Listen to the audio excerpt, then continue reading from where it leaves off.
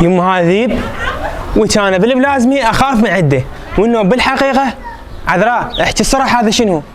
جاي يتغدى يروح، كان مثلا شو يسوي؟ انت ما ترضى تاخذني مدينة الحيوانات؟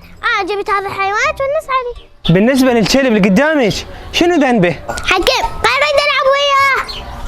اي مو هو حسون وتلعبين وياه، ترى هذا ذيب مو لعبه، اقول لك. وبعدين هذا الذيب شنو الاكل مالته شاكل؟ حكيم هذا كل يوم ياكل كيلوين لحم.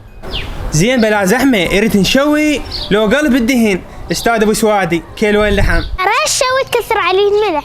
بعد جيبي له بطل بيبسي، لا من يخلص جيبي له جلاس شاي، وكان صار سنتين ما ماكل اللحم. اقول لك هذا يريد يظل ويانا على البيض والطماطه، يريد يطلعنا برا.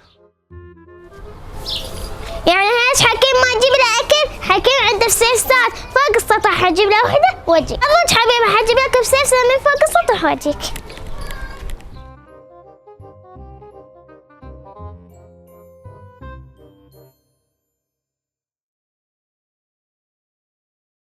بالعافية كلها.